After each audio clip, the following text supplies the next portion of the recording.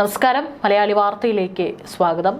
Israel Iran സംഘർഷം വീണ്ടും കലുഷിതമാകുന്ന സാഹചര്യത്തിൽ ഇതിനോടകം തന്നെ ഇറാന്റെ പ്രധാന ആണവ ശാസ്ത്രജ്ഞരെ എല്ലാം തന്നെ ഇസ്രായേൽ വകവരുത്തി കഴിഞ്ഞു.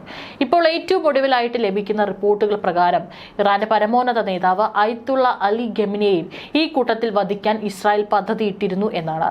അവസാന നിമിഷം ഇതിനെ നിന്ന് പിന്തിരിപ്പിച്ചത് അമേരിക്കയാണ് എന്നുള്ള സൂചനകളാണ് പുറത്തുവരുന്നത്. അതായത് ഇസ്രായേലിന്റെ ചാരക്കണ്ണുകളുടെ റഡാറിൽ അയത്തുള്ള അലി ഖമനേയിയും ഉൾപ്പെട്ടിട്ടുണ്ട്. ഏത് നിമിഷം വേണമെങ്കിലും കൊല്ലപ്പെടാം, അല്ലെങ്കിൽ തങ്ങൾക്ക് വധിക്കാൻ വളരെ നിസ്സാരമാണ് എന്നുള്ള സൂചനയാണ് ഇസ്രായേൽ ഇതിലൂടെ നൽകുന്നത്. ഏറ്റവും ഒടുവിലായി ഇറാന്റെ ഇന്റലിജൻസ് മേധാവിയെയും ഇസ്രായേൽ വധിച്ചു കഴിഞ്ഞിരിക്കുന്നു. ഇതിനിടെ ഖമനേയിയെ വധിക്കാനും ഇസ്രായേൽ പദ്ധതി ഇട്ടിരുന്നതായിട്ടുള്ള റിപ്പോർട്ടുകളാണ് ഇപ്പോൾ പുറത്തു വരുന്നത്. കഴിഞ്ഞ ദിവസങ്ങളിലെല്ലാം തന്നെ വലിയ രീതിയിലുള്ള വെല്ലുവിളിയാണ് അയത്തുള്ള അലി ഖമനേയി നടത്തിയിരിക്കുന്നത്. ഇസ്രായേലിനെ പൂർണ്ണമായും തകർക്കും, ഇനി പിന്നോട്ടില്ല എന്നുള്ള വാക്കുകളാണ് ഖമനേയി ഒരു ഭീഷണി സ്വരത്തിൽ പറഞ്ഞിരിക്കുന്നത്. ഇതാ ഇപ്പോൾ ഇസ്രായേലിന്റെ റഡാറിൽ തന്നെ ഖമനേയിയും ഉണ്ട് എന്നുള്ള സൂചനയാണ് തിരിച്ച് ഇസ്രായേൽ നൽകിയിരിക്കുന്നത്.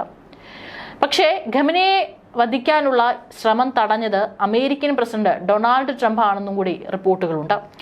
ഖമനേയിയെ വധിക്കാനുള്ള ഇസ്രായേൽ പദ്ധതി കഴിഞ്ഞ ദിവസങ്ങളിൽ US പ്രസിഡന്റ് ഡൊണാൾഡ് ട്രംപ് ഇടപെട്ട് തടഞ്ഞെന്നാണ് റോയിട്ടേഴ്സ് അടക്കം റിപ്പോർട്ട് ചെയ്യുന്നത്. ഇറാൻകാർ അമേരിക്കക്കാരെ ആരെയും കൊന്നില്ലല്ലോ, അവരത് ചെയ്യും വരെ രാഷ്ട്രീയ നേതൃത്വത്തെ ഉന്നം വയ്ക്കുന്ന വിഷയം നാം സംസാരിക്കാൻ പോകുന്നില്ല എന്ന് ട്രംപ് നിലപാടെടുത്തെന്നാണ് US ഉദ്യോഗസ്ഥരെ ഉദ്ധരിച്ചുള്ള റിപ്പോർട്ടിൽ പറയുന്നത്. ഖമനേയിയെ വധിക്കാൻ അവസരമുണ്ടെന്നാണ് ഇസ്രായേൽ അവകാശപ്പെട്ടത്.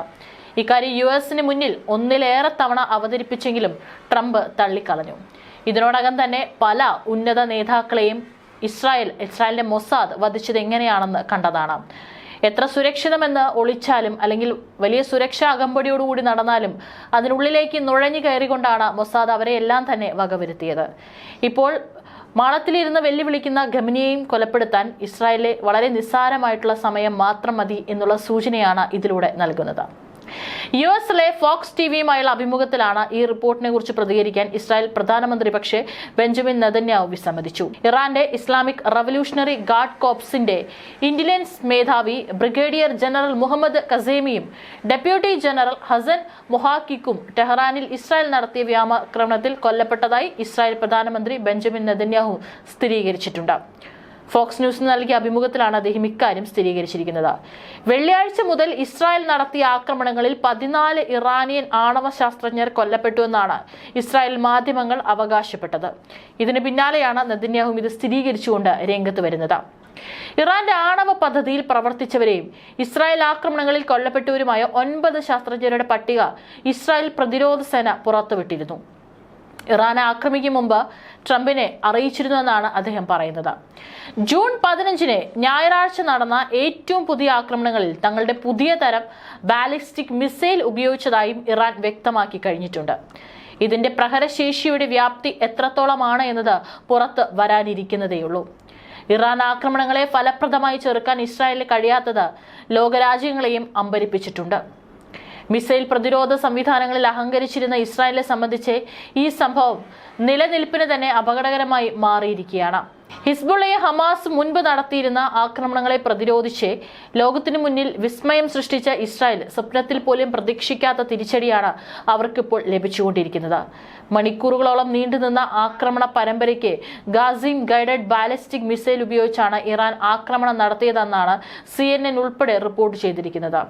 ഈ മിസൈലുകൾക്ക് ഇസ്രായേലിൽ വിന്യസിച്ചിരിക്കുന്ന അമേരിക്കയുടെ താഡിനെയും ഇസ്രായേൽ ഉപയോഗിക്കുന്ന പാട്രിയറ്റ് മിസൈൽ പ്രതിരോധങ്ങളെയും മറികടക്കാൻ ശേഷിയുള്ളതാണ്.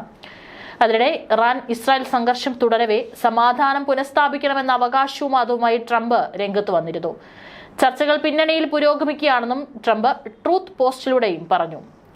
ഇറാനും ഇസ്രായേലും ഒരു ഡീൽ ഉണ്ടാക്കേണ്ടതുണ്ട്, അത് ഉണ്ടാക്കുമെന്നാണ് ട്രംപ് കുറിച്ചത്.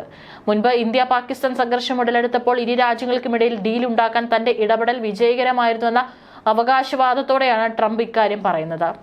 തന്റെ നേതൃത്വത്തിൽ സെർബിയ കൊസോവോ സംഘർഷം അവസാനിപ്പിച്ചെന്നും ട്രംപ് പറയുന്നു. നൈൽ നദീജല തർക്കത്തിൽ ഈജിപ്തിനും എത്യോപ്യയ്ക്കുമിടയിൽ സമാധാനം സ്ഥാപിക്കാൻ താൻ മധ്യസ്ഥത വഹിച്ചെന്നും ട്രംപ് അവകാശപ്പെട്ടു. ഈജിപ്തും എത്യോപ്യയുമാണ് മറ്റൊരു കേസ്.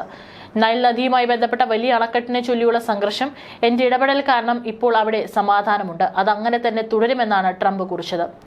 ഇസ്രായേലും ഇറാനും തമ്മിലുള്ള സമാധാനം പുനഃസ്ഥാപിക്കാൻ നിരവധി യോഗങ്ങൾ നടന്നുകൊണ്ടിരിക്കുകയാണെന്നും ട്രംപ് പറഞ്ഞു. ഇരു രാജ്യങ്ങൾക്കുമിടയിൽ ഉടൻ സമാധാനം പുനഃസ്ഥാപിക്കും. നിരവധി ഫോൺ കോളുകളും കൂടിക്കാഴ്ചകളും നടക്കുന്നുവെന്നാണ് ട്രംപ് കുറിച്ചത്. ഞാൻ ഒരുപാട് കാര്യങ്ങൾ ചെയ്തു, ഒന്നിന്റെയും ക്രെഡിറ്റ് ലഭിക്കാറില്ല, കുഴപ്പമില്ല, ജനങ്ങൾക്ക് മനസ്സിലാകുമെന്ന് ട്രംപ് കുറിച്ചത്. അതേസമയം ഇസ്രായേൽ ഇറാൻ സംഘർഷം രൂക്ഷമാകവേ ഇറാനെതിരെ പരസ്യ നിലപാടാണ് അമേരിക്ക സ്വീകരിച്ചത്. ഇസ്രായേലിനെ സംരക്ഷിക്കാൻ പ്രതിജ്ഞാബദ്ധമാണ്, എങ്കിലും യുദ്ധത്തിൽ നേരിട്ട് പങ്കെടുക്കുകയോ കക്ഷി ചേരുകയോ ചെയ്യില്ലെന്നാണ് ട്രംപ് നേരത്തെ അറിയിച്ചിരുന്നത്. അതേസമയം ഇറാൻ ഇസ്രായേൽ സംഘർഷം കടുക്കുന്നതിലെ കടുത്ത ആശങ്കയിൽ ഇന്ത്യയുമുണ്ട്. സംഘർഷം അവസാനിപ്പിക്കണമെന്ന നിലപാടാണ് പ്രധാനമന്ത്രി നരേന്ദ്രമോദി G7 ഉച്ചകോടിക്ക് നടക്കുന്ന കൂടിക്കാഴ്ചകളിൽ അറിയിക്കുന്നത്. ഇസ്രായേലിലെയും ഇറാനിലെയും ഇന്ത്യൻ പൗരന്മാർക്ക് ജാഗ്രത പാലിക്കാനുള്ള നിർദ്ദേശം വിദേശകാര്യ മന്ത്രാലയം ഇതിനോടകം നൽകി കഴിഞ്ഞിട്ടുണ്ട്. വലിയ യുദ്ധമായി ഇസ്രായേൽ ഇറാൻ സംഘർഷം മാറുമെന്ന ആശങ്കയിലാണ് ഇന്ത്യ. ഇറാൻ വ്യോമ മേഖല അടച്ചതുപോലും ഇന്ത്യയെ ബാധിച്ചിരിക്കുകയാണ്. ഇരു രാജ്യങ്ങളും ചർച്ചയിലൂടെ പ്രശ്നം പരിഹരിക്കണമെന്നാണ് പ്രധാനമന്ത്രി നരേന്ദ്രമോദി തന്നെ വിളിച്ച ബെഞ്ചമിൻ നെതന്യാഹുവിനെ അറിയിച്ചിരിക്കുന്നത്. വിദേശകാര്യമന്ത്രി S ജയശങ്കർ ഇറാൻ വിദേശകാര്യമന്ത്രി സയ്യിദ് അബ്ബാസ് അറാക്ചിയോടും ഇക്കാര്യമാണ് പറഞ്ഞത്. സുഹൃത്ത് രാജ്യങ്ങൾ എന്ന നിലയ്ക്ക് ചർച്ചകൾക്കുള്ള പിന്തുണ നൽകാൻ തയ്യാറാണെന്നും ഇന്ത്യ അറിയിച്ചു. G7 ഉച്ചകോടിക്കായി പ്രധാനമന്ത്രി നാളെ യാത്ര തിരിക്കും. ഉച്ചകോടിയിലും കൂടുതൽ ചർച്ച പശ്ചിമേഷ്യയിലെ സംഘർഷങ്ങളെ കുറിച്ചാകും. ഡൊണാൾഡ് ട്രംപ് അടക്കമുള്ള നേതാക്കളെ മോദി കാണാനിടയുണ്ട്. ഇസ്രായേൽ ഇറാൻ സംഘർഷം തീർക്കണം എന്ന നിലപാട് ഇന്ത്യ അറിയിക്കും. ഓപ്പറേഷൻ സിന്ദൂർ സമയത്ത് ഇന്ത്യയുടെ കൂടെ നിന്ന് ഇസ്രായേലിനെ പിണക്കാതെയും ഇറാനെ തള്ളാതെയും നിൽക്കുക എന്ന വെല്ലുവിളിയാണ് ഇന്ത്യക്കുള്ളത്. ഇറാനുമായുള്ള സംഘർഷം മൂർച്ഛിച്ച പശ്ചാത്തലത്തിൽ മകന്റെ വിവാഹവും പ്രധാനമന്ത്രി ബെഞ്ചമിൻ നെതന്യാഹു മാറ്റിവെച്ചിരിക്കുകയാണ്. ടെലാവീവിന് വടക്കുള്ള ഒരു ആഡംബര ഫാമിൽ വെച്ചാണ് അവ്നർ നെതന്യാഹുവിന്റെയും പങ്കാളി അമത് യാഡിനയുടെയും വിവാഹം നിശ്ചയിച്ചിരുന്നത്. വെള്ളിയാഴ്ച പ്രാദേശിക സമയം പുലർച്ചെ 3:30 ഓപ്പറേഷൻ റൈസിംഗ് ലയൺ എന്ന പേരിൽ ഇസ്രായേലിലെ സൈനിക നടപടി ഉണ്ടായത്. ഇറാന്റെ നദാൻസ് ആണവ കേന്ദ്രത്തെ ലക്ഷ്യമിട്ടായിരുന്നു പ്രധാന ആക്രമണം. ഇതിന് മറുപടിയായി ഇസ്രായേൽ നഗരങ്ങളിൽ ഇറാൻ ബാലിസ്റ്റിക് മിസൈലുകൾ വർഷിച്ചിരുന്നു. സുരക്ഷ മുൻനിർത്തിയാണ് വിവാഹം മാറ്റിവെച്ചതെന്നാണ് ടൈംസ് ഓഫ് ഇസ്രായേൽ റിപ്പോർട്ട് ചെയ്തത്. എന്നാൽ സൈനിക നീക്കം ശക്തമാക്കുന്നതിനിടെയുള്ള വിവാഹം വിമർശനത്തിനിടയാക്കിയിരുന്നെന്നും ദേശീയ മാധ്യമ റിപ്പോർട്ടിൽ പറയുന്നു. വിവാഹം വേദിക്ക് സമീപം പ്രതിഷേധക്കാർ പ്രകടനം നടത്താൻ തയ്യാറെടുക്കുകയായിരുന്നെന്ന് റിപ്പോർട്ടിൽ പറയുന്നു.